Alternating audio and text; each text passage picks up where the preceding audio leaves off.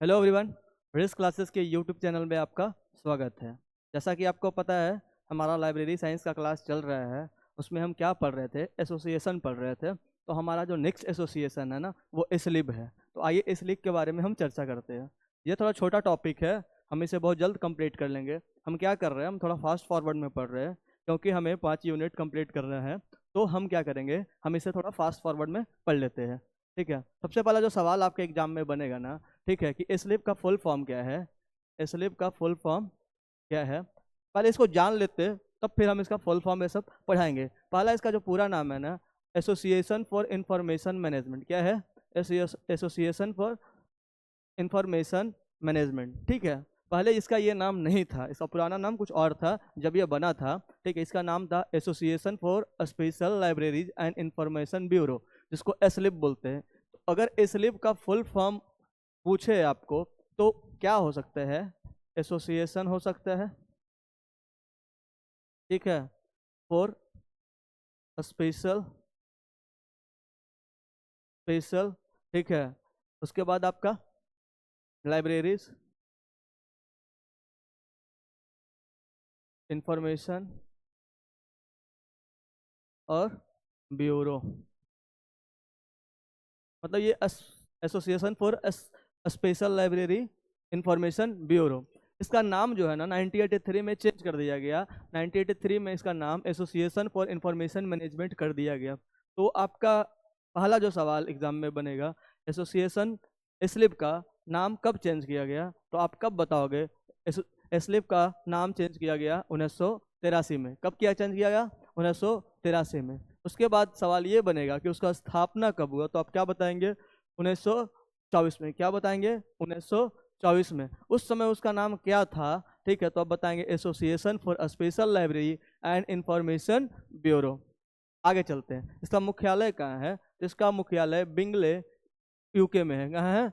Bingley UK में है। यहाँ पर आपका 2-3 सवाल जो बनने वाला है वो मैं आपको फिर से रिवाइज करा देता हूँ। सबसे पहले एस्लिप का फुल फॉर्म बनेगा, एस्लिप बना कहाँ, एस्लिप का मुख्यालय कहाँ है, ठीक है, एस्लिप अपना नाम कब चेंज किया। ठीक है, इन सब सवालों का आपका एग्जाम में बनेगा। आइए नाम और संक्षेप में जो अंतर है वो हम आपको डिस्कस कर देते हैं। 1983 में नाम बदला गया, ये बात तो हम डिस्कस करिए, लेकिन एस्लिप संक्षेप में अभी भी उपयोग में है क्योंकि यह पहले से प्रसिद्ध था। तो कोई कंफ्यूजन आपको नहीं रहा, इसलिए मैंने यह यहाँ पे लिख दिया। ठीक है, एक सोसाइटी है British society for international bibliography का विलय इसमें हुआ। कब हुआ? 1949 में। यह भी सवाल एक बार एग्जाम में बन गया था कि British society for international bibliography का विलय कब हुआ स्लिप के साथ। तो कब बताएंगे? 1949। मैं आपको स्टार लगा दे रहा हूँ, ये सवाल एग्जाम में बहुत बार पूछा है। इसकी टैगलाइन क्या है? स्लिप की टैगलाइन क्या है?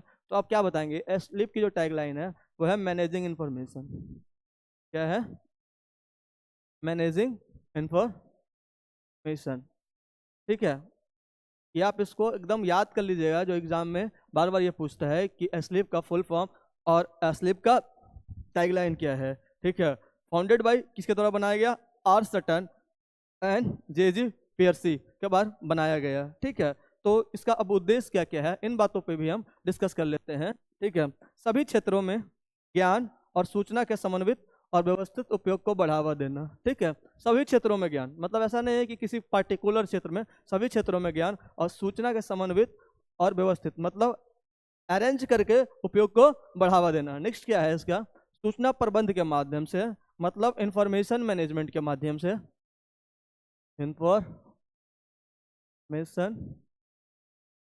मैनेजमेंट के माध्यम से। मैं आपके दिमाग में ये चल रहा होगा कि मैं आपको कभी कभी इंग्लिश क्यों बता देता हूँ। तो मैं आपको बता दूँ, इंग्लिश में कभी कभी आपके लाइब्रेरी साइंस में जो वर्ड है ना, जो क्वेश्चन है ना, ठीक है, हिंदी में देगा और ऑप्शन आपको सीधा सीधे वो इंग्लिश में दे देगा। ठीक है, तो ऐसा नहीं है कि आप सिर्फ हिंदी को पढ़िए, कहीं कहीं पे आपको इंग्लिश भी पढ़ना पड़ेगा। ठीक है, जैसे आपके एग्जाम में जैसे एस्लिप आया, तो यहाँ पे आपको, आप इसके हिंदी में फुल फॉर्म नहीं याद कीजिएगा। ठीक है, सीधा सीधा आपको इंग्लिश में फुल फॉर्म दे देगा। ठीक है, तो आप क्या कीजिएगा, जहाँ पे इंग्लिश पढ़ना है वहाँ पे इंग्लिश ही पढ़िएगा, जहाँ पे हिंदी पढ़ना है वहाँ पे हिंदी पढ़िएगा। ठीक है, आगे देखते हैं। सूचना प्रबंध के माध्यम से, मतलब इंफॉर्मेशन मैनेजमेंट के माध्यम से सामाजिक, मतलब समाज, सोशल, ठीक है, सांस्कृतिक और आर्थिक विकास में योगदान देता है।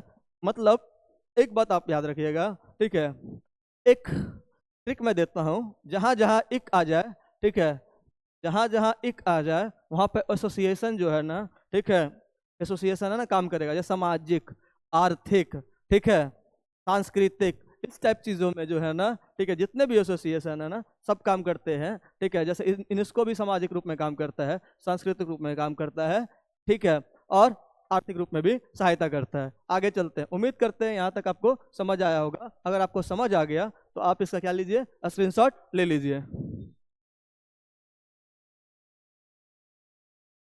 चलिए आगे चलते हैं। अब इसके ऑर्गेनाइजेशन में कौन कौन है उन बातों को भी हम समझ लेते हैं, ठीक है। वैसे तो ये बहुत छोटा टॉपिक है, बड़ा टॉपिक नहीं है, लेकिन यहाँ से आपके एग्जाम में सवाल बन जाता है, तो हमने इसे भी थोड़ा डिटेल्स में कवर कर लिया। इसके सदस्यता 2000 से अधिक है, ठीक है। अधिकतर सदस्य कॉरपोरेट संस्था जैसे औद्योगिक संगठन, व्यावसायिक प्रतिष्ठान, शिक्षाविद संस्थाएं, प्रकाशक, डेटाबेस प्रदाता, ये सब इसके सदस्य हैं। लगभग 25% जो सदस्य है ना यूके के बाहर के हैं, ठीक है। 25% सदस्य यूके के बाहर के हैं, इसका मतलब 75% जो सदस्य हैं वो यूके के हैं। आगे चलते हैं। केवल 1/4 सदस्य व्यक्तिगत सदस्य।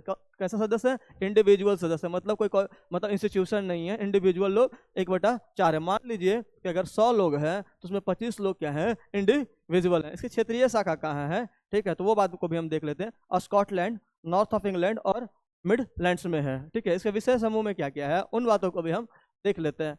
जैविक और कृषि विज्ञान, रसायन, व्यावसायिक, सूचना, इलेक्ट्रॉनिक्स, इंजीनियरिंग, परिवहन, योजना आदि, मतलब इन सब चीज़ों पे भी ये काम करता है। उम्मीद उम्मीद कर रहा हूँ कि इन बातों को भी आप समझ गए होंगे। अगर आप समझ गए तो आप इसका क्या कर लीजिए, स्क्रीनशॉट ले लीजिए। चलते हैं नेक्स्ट।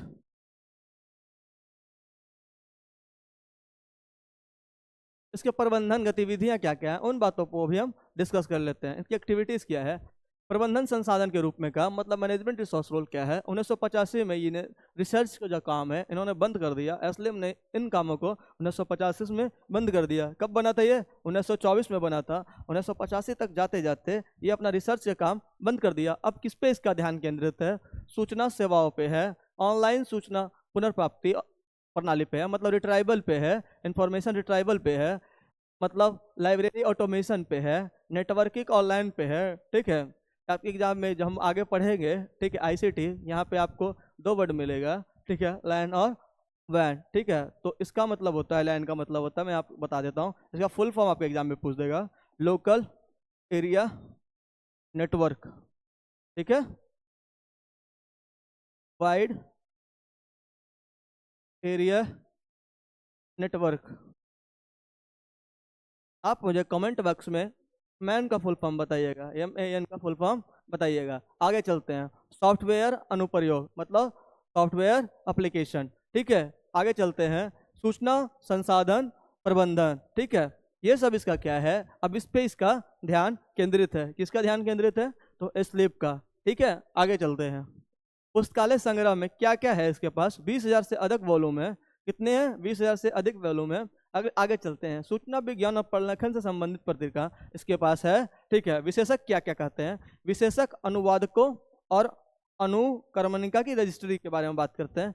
वैज्ञानिक और तकनीकी विषयों के अनुवादकों की अनुक्रमिका कर्मणिका भी रखता है। कौन रखता है? एस्लिव रखता है।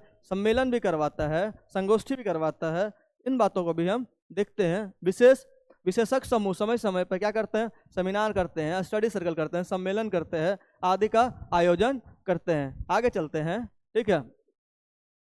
ये एस्लिव एनुअल कॉन्फ्रेंस एक प्रमुख विषय पर केंद्रित होता है, ठीक है। ये क्या है? ठीक है, एक प्रमुख विषय पर ये केंद्रित होता है, ठीक है। उम्मीद करते हैं इन बातों को भी आप समझ गए होंगे, ठीक है। इसका अगर आप समझ गए तो आप इसका क्या कीजिए, स्क्रीनशॉट ले लीजिए। चलिए आगे चलते हैं। अब इसके प्रकाशन से सवाल बनता है, तो आप क्या कीजिएगा, 1 बाई 1 जो प्रकाशन है उसको आप अपने कॉपी पे लिख लीजिएगा और उसको बार बार पढ़िएगा तो आपको ये याद हो जाएगा, ठीक है। क्या क्या याद करना है आपको? 2 ही चीज़ याद करना है कि प्रकाशन किसका है और इसकी फ्रीक्वेंसी क्या है।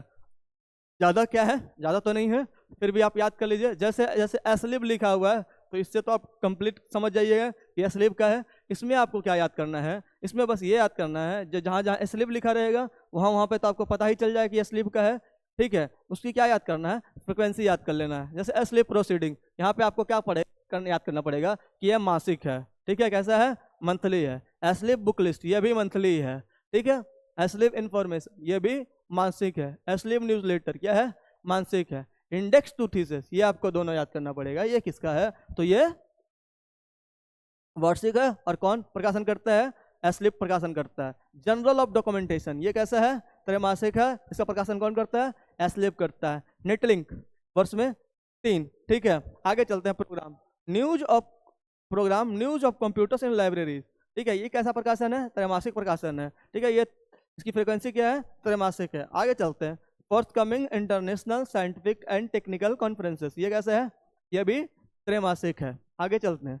टेक्निकल ट्रांसलेशन बुलेटिन, ये भी है, वर्ष में 3 अंक आता है। इसके अन्य प्रकाशन क्या क्या है, उन बातों पे भी हम ध्यान देते हैं। मोनोग्राफ, निर्देशिका, रिपोर्ट, ग्रंथ सूची आदि। आगे है Aslib handbook of special librarianship and information work, ठीक है। ये भी किसका, एस्लिव का प्रकाशन है। तो एक बार आप इसे क्या कीजिएगा, इसका गो थ्रू कर लीजिएगा, ठीक है। आप अपने बार बार कॉपी पे लिखिएगा, 2-3 बार पढ़िएगा, तो उम्मीद करता हूँ कि ये आपको याद हो जाएगा। क्योंकि देखिए जितने भी हम एसोसिएशन पढ़ रहे हैं ना, वहाँ पे 2-3 चीज़ बहुत ही इंपॉर्टेंट है। पहला तो वो बना कब, उसके प्रेसिडेंट कौन है, ठीक है, वो कहाँ का संस्था है, उसका शॉर्ट नाम है तो शॉर्ट नाम, फुल नाम है तो फुल नाम याद करना पड़ेगा, ठीक है। उसका प्रकाशन क्या है, अगर कोई अवार्ड है तो अवार्ड को हम पढ़ते हैं, ठीक है। उम्मीद करते हैं यहाँ तक आपको एस्लिप का लेक्चर समझ आया है। अगर आपको समझ आया है तो एक बार इसका स्क्रीनशॉट ले लीजिए।